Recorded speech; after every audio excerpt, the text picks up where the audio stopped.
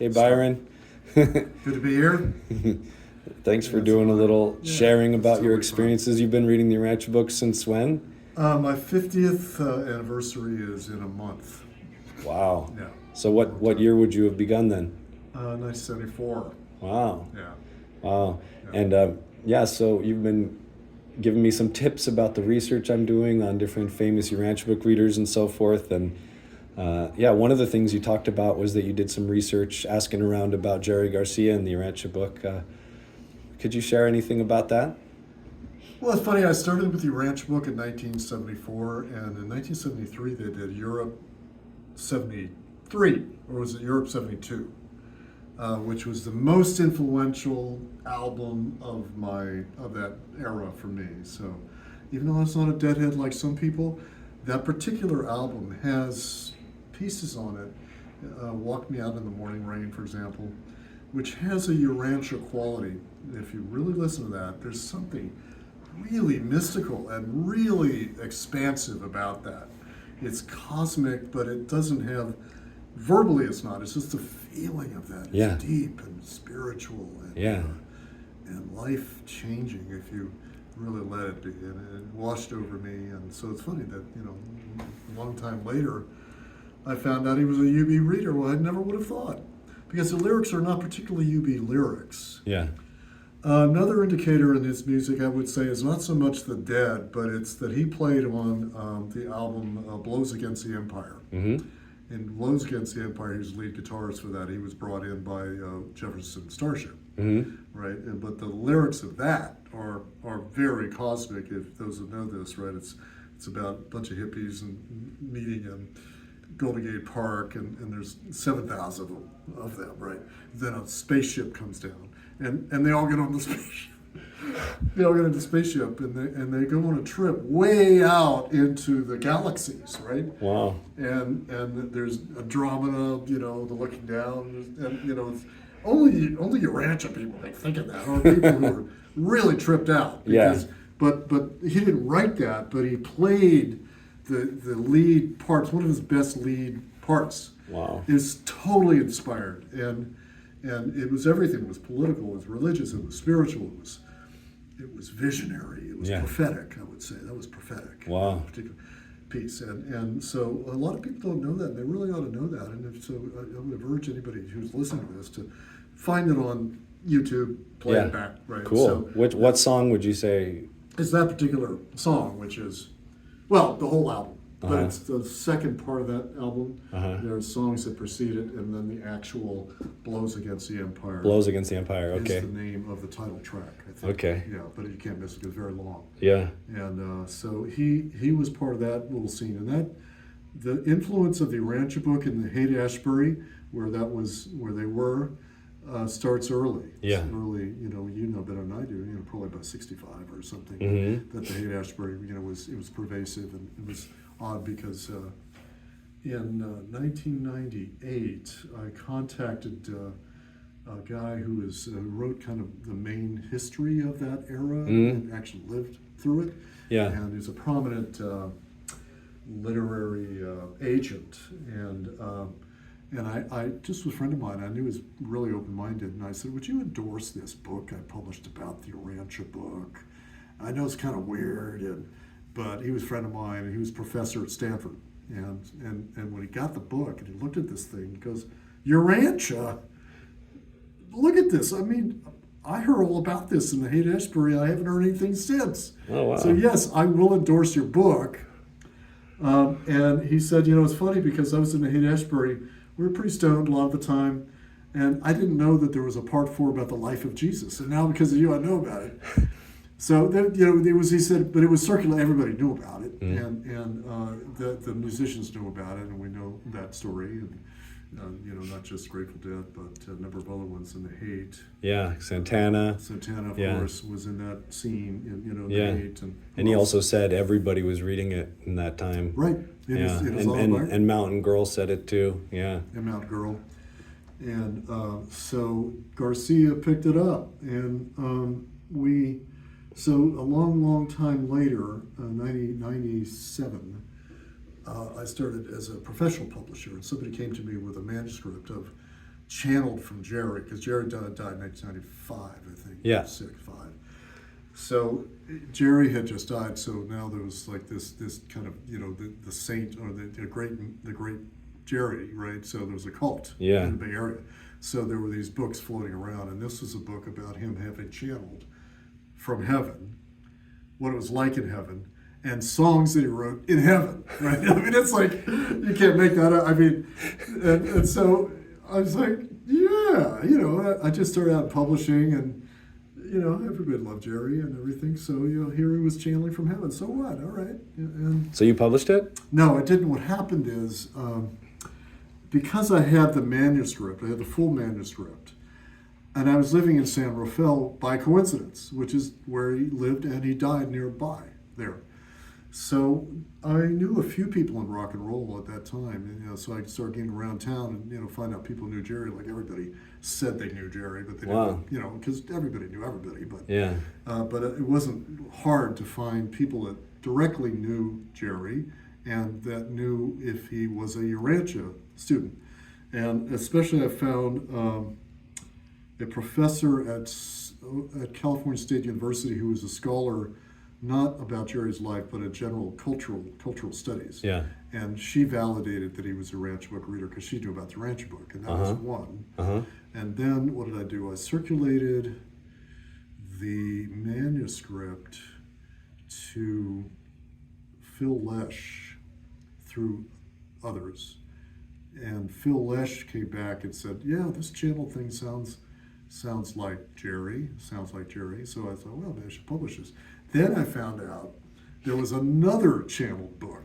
Did you know this, right? There was another channeled book, channeled from Jerry, to the sister of, who's the other guy in the band? What are the other men in the band? But the sister. Yeah. And that was better than the one I got. Because the channel was a more clear channel. And that was published by Simon & Schuster. It was about Jerry channeling from heaven, right? Yeah. So a guy that reads the Urantia Book, would probably, like to let you know how he's doing in heaven, right? So his intention probably made that happen. And that was published. And that's a pretty cool book, but it's 1997 or something. Yeah. And it's probably out of print. But then we know that Jerry, because he was not in good shape, didn't take care of his health, and he was obese at the end, and he was, heroin addict, and he was like a sugar addict or something, and so he was doing bad. So he died prematurely, really, of course. And but it was kind of one town over from San Rafael, where he was in a hospice, and everybody knew that Jerry was reading the Urantia Book right at the end. So he died with the Urantia Book. I think that's in your writing too, next to the bed. But we don't have a picture of that. Yeah. But I went around and asked people about that, and it was, I think we can consider that to be a fact. Mm-hmm. So you talked to other people who verified that he was sort of particularly engaging the book in his final time. Yes, I met McNally, Mm-hmm. Who happened to be speaking nearby, and went up to him and asked him. He didn't know that, but there was people around him. Mm-hmm. That shook their head, because Mm-hmm. I asked kind of. I think it was Krasner who wrote the L.A. Times article where it first became public that he had read the book, and he said that he kept the Urantia Book on his bedside table or something like that. Yeah, Krasner also said that. Yeah, yes. yeah. So it was widely Yeah. reported, you might say. Yeah. And I knew Krasner also. Krasner was, let's see how that happened. I went to it was the Jack Kerouac conference Mm-hmm. in Boulder, Colorado, Mm-hmm. where I went. I've never done this before, but I was teaching in a junior college, and I took a leave of absence for a week from teaching, which you're not supposed to do, and went to that conference in Boulder, and I was with Krasner some of the time. Wow. And spent some time with him. Yeah, and well, should we segue into the thing about other people that you've talked about the Urantia Book with? Because you worked at or studied at Naropa, or you were in, and you got to know, Ken Wilber and Allen Ginsberg. Allen Ginsberg in particular, yeah. Because, Ginsberg put on this big event. It's 1983. It was the 100th birthday of Jack Kerouac, right? So of course he was a big champion of Jack Kerouac. So, but I had been out there 2 years previously studying, or 3 years previously studying with Ginsberg. So at that time, I was trying to get into the poetry world as just one of the poets, right? So it was a scene. It was a major scene at the Rope Institute. And eventually, you know, I got to be kind of friends with Ginsberg as one of his students. And one day we're at a party, and you know, at these parties, everybody was always getting inebriated. That was the thing, right? And but so he couldn't get home easily. It wasn't very far. Yeah. So he said, "Byron, would you take me home?" You know, so I had him in a car, and you know, I couldn't help myself. So I said, "Well, Alan, back in the day when the Urantia Book was circulating, what did you see it?" He said, "Yeah, I saw it. Yeah, I saw it. Yeah, one time, you know, I was in Manhattan one time and walked into a bookstore, and there it was. So I thought, well, this time I'll take a look." So I pulled it down and looked at it. And I looked at this thing, I read a little bit of it, and to me, the way it struck me was, it was like,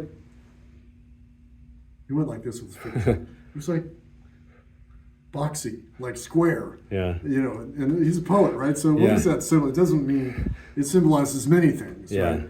So for him, it was too logical. Yeah. You know, for a Interesting. poet, right? Right. And he was like looking at me like, "What are you doing part of this, right?" You know, because you're a poet. Yeah. Staying with me.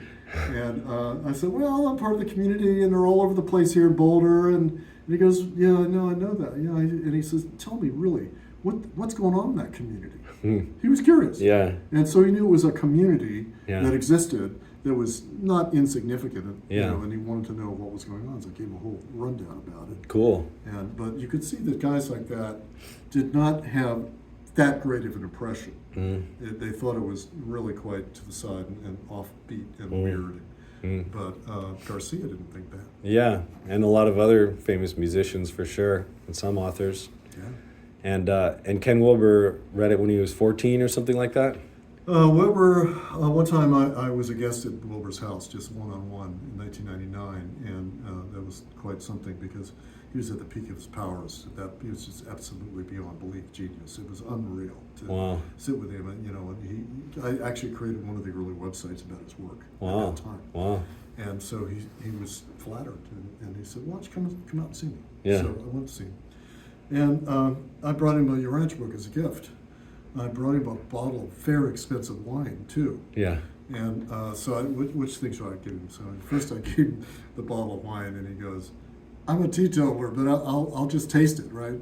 Then I had him the Urantia book, and he was like, "Oh my God, look at that!" You know. And I said, "Oh, you know about it?" "Well, yeah, I know about that. Of course I do. You know, he knew about everything." Right. And what he said was, well, I said, "Well, you know, did you read it? You know, because I don't think you footnoted anywhere." Yeah. Because he footnoted everything.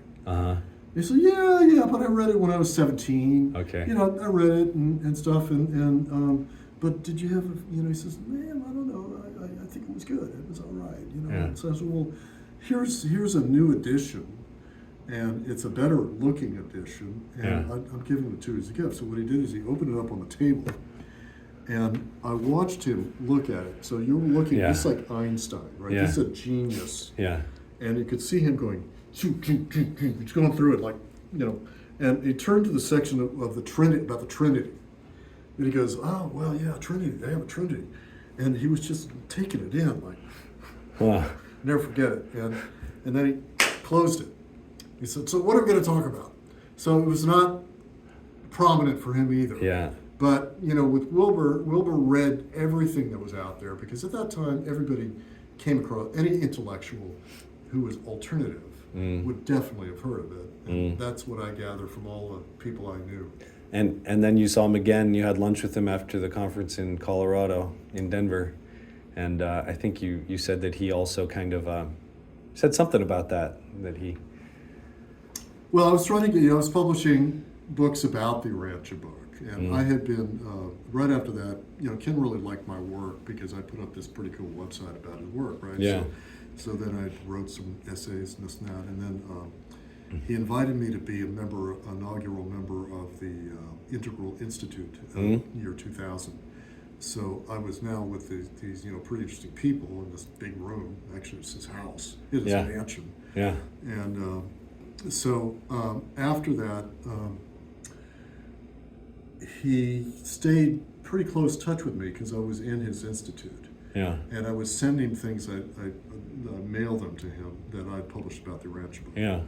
And he would note that, he'd send a note, "No, thanks, Byron, that's interesting," you know. Yeah. So I never could get him to endorse it. So Okay. finally I wrote my own book Yeah. called Your Evolving Soul. Yeah. And I hand-delivered it to him in Denver. He was living in Denver at that point. So I brought it to him, and I was like too shy to ask him to endorse it. But he knew I was there, right? Yeah. But we had a pretty good discussion, and, Yeah. and he was happy because I took his scheme of organization of consciousness, its 4 quadrants, levels, lines, you know, the different, very important ideas. And I showed how it works with the Urantia Book. Nobody's ever done it. Right. And he was like, "Whoa, way to go. Yeah, thank you very much for doing this." You know, so Cool. we spent quite a long time. And I explained the Urantia Book to him, and he got it, you know, Yeah, what cool. it was. But he's a committed Buddhist, you know, he's a Buddhist. Right. And he was not really that interested in Christianity. I mean, he pretended to be, because he had to pretend, because he was Ken Wilber.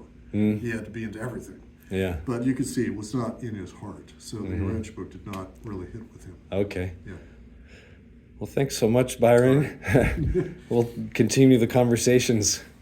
There's more on Garcia that other people have, but we can be sure Garcia really loved it. Yeah.